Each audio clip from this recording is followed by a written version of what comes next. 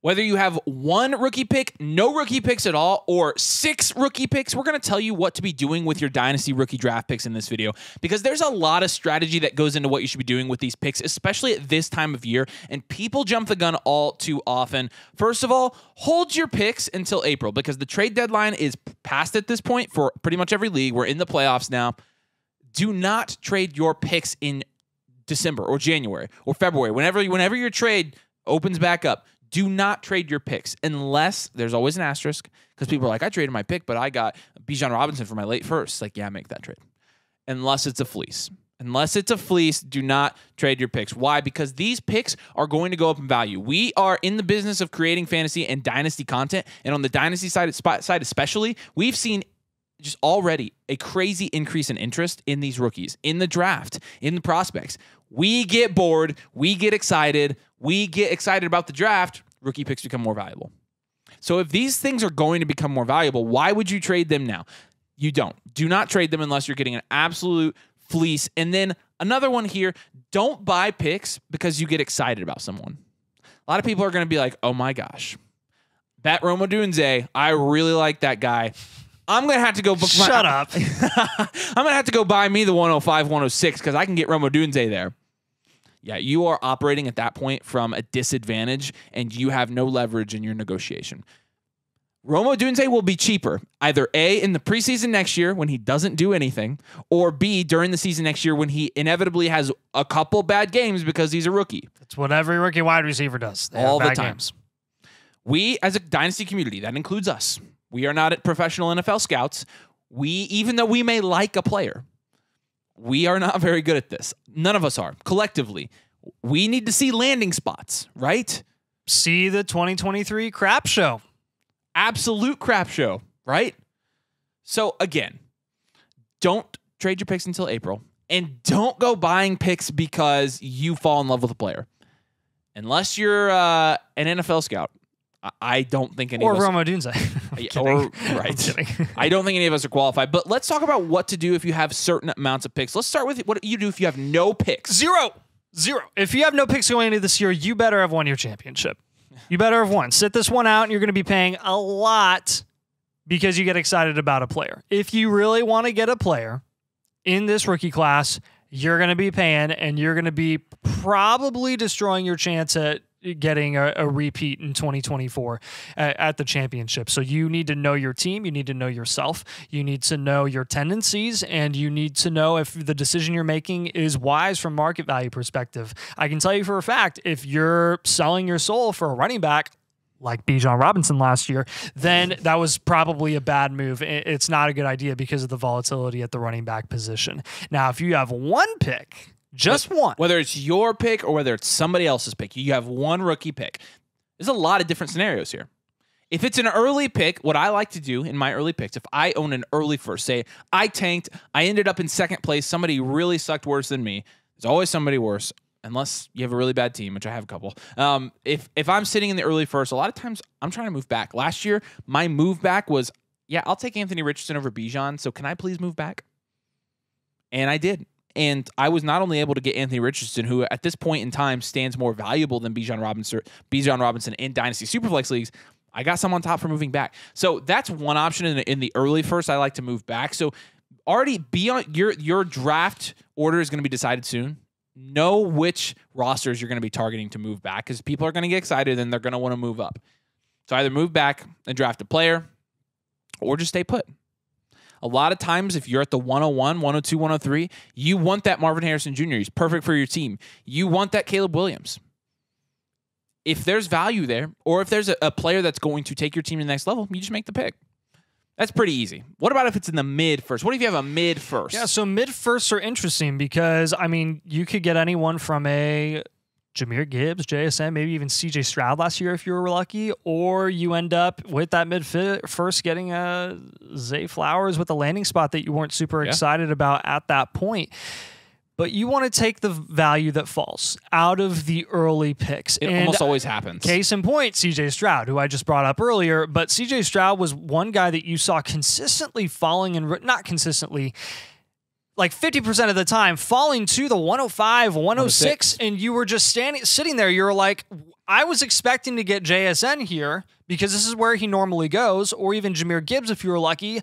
Why did CJ Stroud fall into my lap? I wasn't planning on getting him. I didn't necessarily want him. I was planning on not getting him at all, and you just have to take him. You have to take the value that falls. This was a situation that I don't know if you were faced with this in the offseason, but I was a couple of times where I went into that draft, I was ready to go. I was like, yes, I'm finally going to get my first JSN share. And I was honestly kind of sad that I couldn't get JSN because I had to take CJ Stroud. I had to, regardless of my opinion, which was already a positive opinion. Like, I liked Stroud. He went second overall, but holy crap, did that pay off? I mean, he's a bona fide top 6 dynasty asset right now, borderline top 4, depending on who you talk to.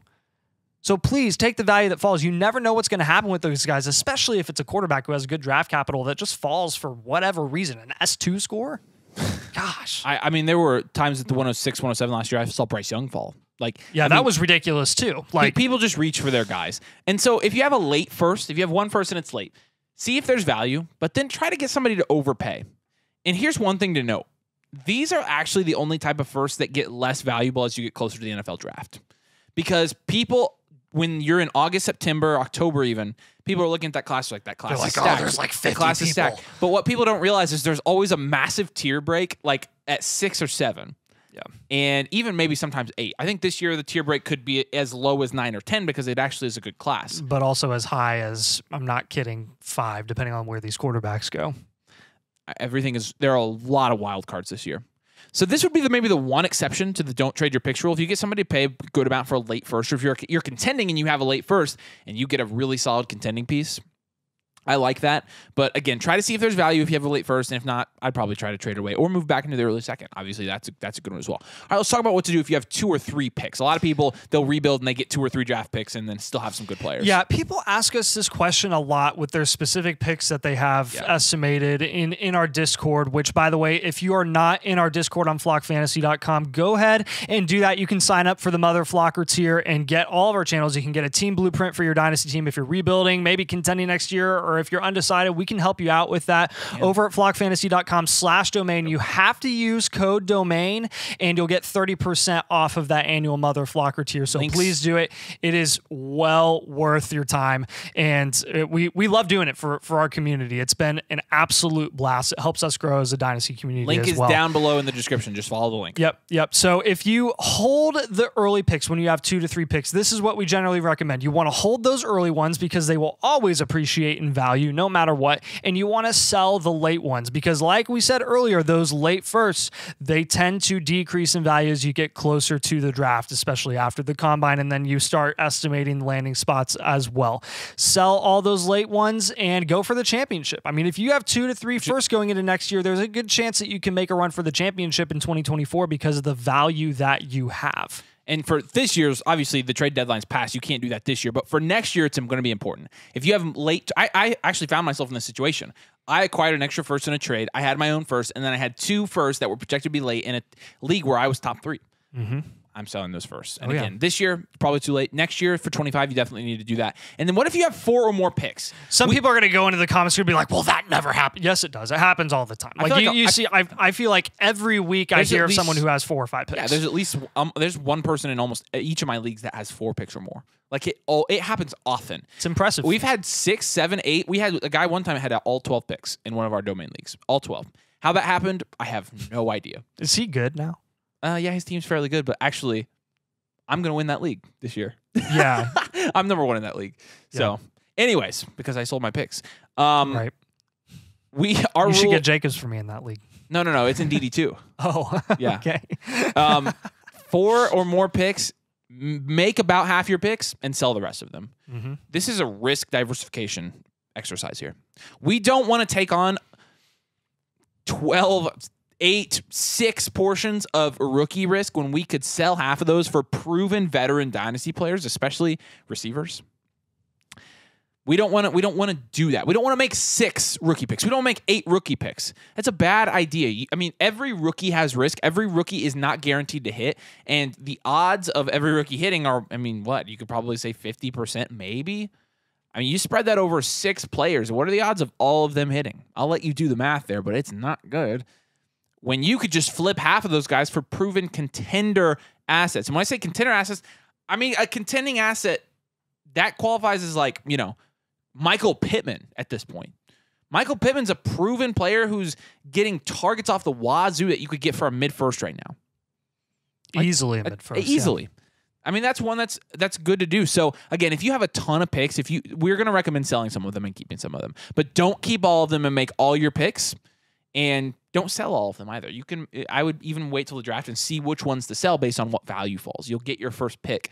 See what value falls, though. Yeah, so that's really what we think about the 24 firsts this year. But some people are going to ask us, well, domain guys. What about seconds? What do you think about second-round picks? Because we treat second-round picks in general very flippantly, especially during the season. It's like if it costs a second to go get a contending asset that's aging, maybe has a year or two left, it's fine. Go get rid of the second. It's going to be a late second anyways if you're contending. Now, as we're approaching the offseason, let's see if you can't acquire some 24 seconds, because those do, especially for us this year, we believe they have a lot more value than they normally do from a immediate production perspective, and maybe even increase in value. Because at the moment, this running back class looks pretty bad from a ceiling perspective. Like, you're obviously not going to have any Bijan Robinson. So we really don't know like what the best running back prospect is going to be this year and where they're going to go in the draft. But that means that there's going to be a lot of really good values in the second round, because a lot of people are going to be low on running back. A lot of people are not going to want to touch that position, especially after what we saw in the NFL this year. And those seconds are going to go flying off the board at some point once everyone starts to catch on to the trend. We saw this in our Dynasty startup already. Those seconds flew off the board, but that's not going to happen in every single Dynasty league yet. So if you can get your hands on those seconds now, do it, because they will appreciate in value based off of the running back position specifically. In your Dynasty startup drafts that you do before May, which there's going to be a lot of you that do a lot of them, when you're doing kicker placeholders, draft a lot of seconds, thirds, and fourths. Anything past the 15th round is almost an auto draft pick for me.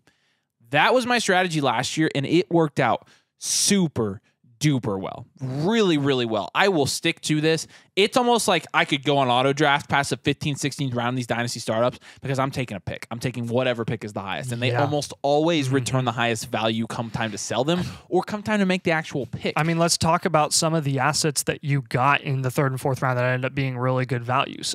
Luke Musgrave would fall that far sometimes. Josh Downs. Laporta was going in the early third. He would go early third. Puka Nacua, obviously. We're not saying there's going to be another Puka Nacua, but I mean, for those people that did their homework and liked him as a prospect, they picked him up, not expecting him to do that, but it paid off way more than you could ever dreamed of. Tank Dell, the people that really did some homework on Tank Dell and liked him despite his size and were willing to bet on him being that exception. I mean, Tank Dell has changed the way we evaluate Dynasty wide receiver prospects. Those are the kinds of guys that you could get in the third and fourth rounds last year that you can take shots on now in this class as well if you really like them. Yeah, and for existing Dynasty teams, so you're not in a startup, but you're going into the next year of a Dynasty league that already exists. If you're a rebuild and you had some contending assets you couldn't get off your roster, sell them for seconds, thirds, and fourths. Talking about guys like, help me, Aaron Jones, Nick Chubb. Although Nick Chubb's probably not the best example of a sell. Wide receivers. Well, James Conner was a good one that you could get some seconds for. Adam Thielen was a guy that's not going to happen. For those of you who's, trade deadline will be done by the time we release this video. But like I got 2 seconds as a rebuild, and I sold Adam Thielen, and my goodness, I couldn't be more happy for that. Like it was great. Last rule, and this might be a little bit too late. If you don't have your 25 first, you better not have a first, second, third, or fourth this year. Because if you have already committed to winning next year, you better be winning this year. And you need to have contending assets on your team, guys you can plug in your flex spots. You should already have traded those away. If you don't in the future, again, when you trade your pick a year in advance, you should have you are forfeiting the draft. Don't hold on to your third to make some dart throw. Win the championship.